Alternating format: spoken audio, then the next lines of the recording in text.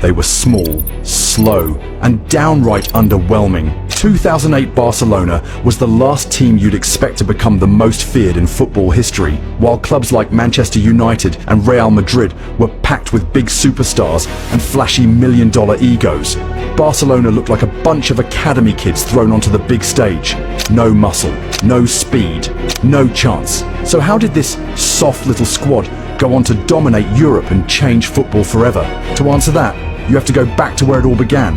When Barcelona was on the brink of collapse, the locker room was divided, their manager was out of ideas, and fans were losing faith faster than the team was losing matches. But behind the scenes, something was quietly brewing. And on one fateful summer day, everything began to change. By the end of the 2007 to 2008 season, Barcelona were laughed at. They finished third in La Liga, 18 points behind Real Madrid, and the magic was gone. Ronaldinho, once the smiling genius who lit up the Camp Nou, looked like he hadn't smiled in months. Deco barely tracked back. Thierry Henry looked lost, and even the young Lionel Messi, already showing flashes of brilliance, was getting injured too often to save them. The dressing room had turned toxic, ego had replaced effort, clusters of players barely spoke to each other, training lacked intensity, and the final nail in the coffin came in the Champions League semi-final. They faced a Manchester United side that played with hunger, unity and purpose. Barcelona had 70% possession at Old Trafford. One moment of brilliance from Paul Scholes ended their European dreams. Frank Rijkaard, the man who had brought the club its first Champions League trophy in 14 years just 2 seasons earlier, was out of ideas. His time was up. The board, led by club president Joan Laporta, made the decision. They would not renew Rijkaard's contract, but that decision came with another problem. No one knew who would take over. Barcelona was no longer on top. It was a collapsing empire. The golden era that had begun with Ronaldinho's arrival in 2003 had ended in silence and boos. Fans were angry. The media smelled blood. The boardroom was under pressure. And the soul of the club, the commitment to beautiful football, was in danger of vanishing completely. And in the middle of this wreckage, Barcelona took the biggest gamble in club history. They handed the team to a man who had never coached a first division game in his life. Barcelona hired a man whose only real coaching experience was with their B team, and even that was just 1 season. Pep Guardiola was a beloved figure in Barcelona's past, but completely untested in its future. A product of La Masia and Johan Cruyff's dream team, Pep had been a silky, intelligent defensive midfielder during his playing days, but coaching? He was a rookie. In 2007, Guardiola had taken charge of Barcelona B, the club's reserve team, playing in Spain's 3rd tier. That was it. 1 season. And now he was being handed a squad full of millionaires, broken egos, and media pressure that could crush a seasoned manager. From the moment it was announced, critics pounced.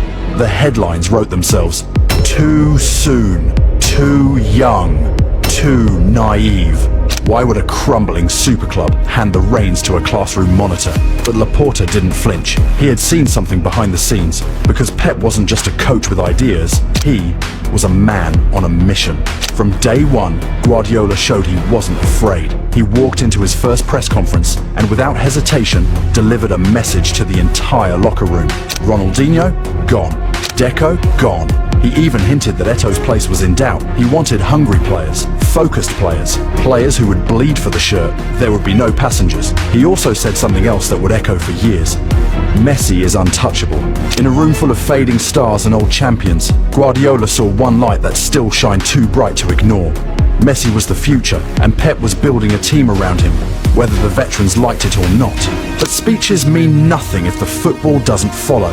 And in just a few weeks, Pep's bold vision would be tested, and tested brutally. Guardiola completely rewired the way football worked. From the moment he stepped into his new office, Pep began a complete overhaul of Barcelona, not just in tactics, but in philosophy, intensity, and structure. He wasn't looking to patch holes. He was designing an entirely new machine. Training sessions became relentless. Out went the casual jogs and slow warm-ups. In came positional rondos, spatial drills, tight angle passing under pressure, and intense pressing simulations. Every player had a role, every movement had a Guardiola brought in a staff that thought like him. Domenic Torrent handled tactical breakdowns, Lorenzo Bonaventura pushed physical limits, and Carles Planchart ran performance analytics years ahead of their time. But it wasn't just about tactics, it was about control.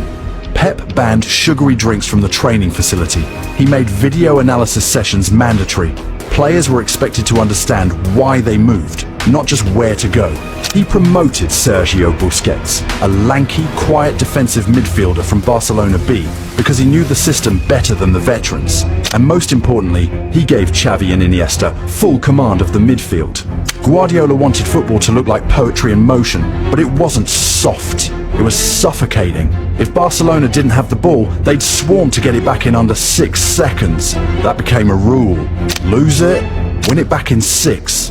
Veterans like Henry and Eto'o said training under Pep was the most intense of their careers. Xavi later admitted, "I felt like I was learning football all over again." Pep wasn't copying Johan Cruyff. He was taking the foundation and building a weaponized version of it. Possession wasn't just beautiful, it was deadly. But no system matters if it can't survive reality. And Guardiola's brand new Barcelona, it lost its very first match. Guardiola's dream system collapsed immediately. It was August 31st, 2008, La Liga's opening day. Barcelona traveled to face newly promoted Numancia. It was supposed to be a warm-up, a comfortable debut for the Pep era. Instead, it was a warning. Barcelona dominated from the first whistle. They had over 80% possession, nearly 600 passes, 26 shots on goal, and they lost 1-0. A single counter-attack stunned Barcelona away. The press tore into Guardiola. He's overthinking it. They're playing like a youth team. Same old story. Beautiful football. 0 results. The whispers grew louder. Was Pep too idealistic? Was this just another experiment that would collapse under pressure? And it didn't stop there. In their next match at the Camp Nou, against Racing Santander, they drew 1-1. Another dominant performance with no cutting edge. 2 games, 1 point. In the locker room, there was tension.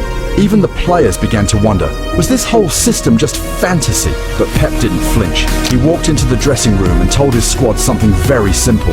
We're not changing anything.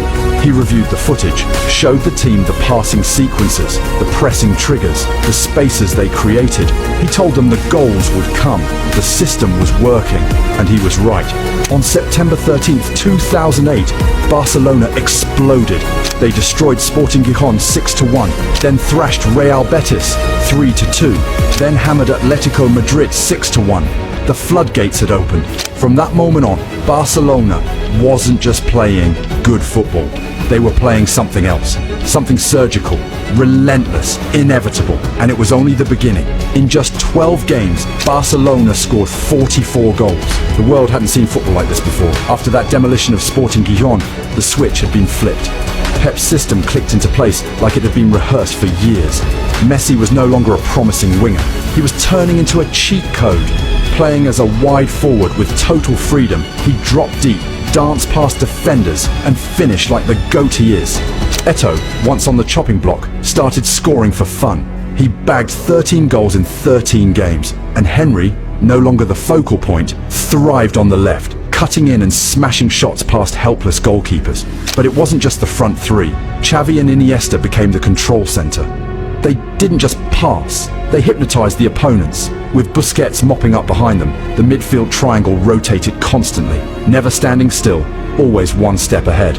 And when they lost the ball, the whole team pounced. Barcelona pressed so high and so fast, it looked unreal. Teams couldn't build, they couldn't even think. By October, they smashed Atletico Madrid 6-1. By November, they thrashed Valladolid 6-0, beated Valencia 4-0. In a matter of weeks, Barcelona had gone from uncertain and untested to terrifying. By the halfway point of the season, Barcelona sat at the top of La Liga with 50 goals scored and just 13 conceded. They were averaging 3 goals a game. Fans were showing up just to witness the carnage, and pundits who had mocked Pep in August were now calling it the best football in the world. And players on opposing teams, professionals with careers built on toughness, openly admitted they were afraid, because there was no answer to this version of Barcelona.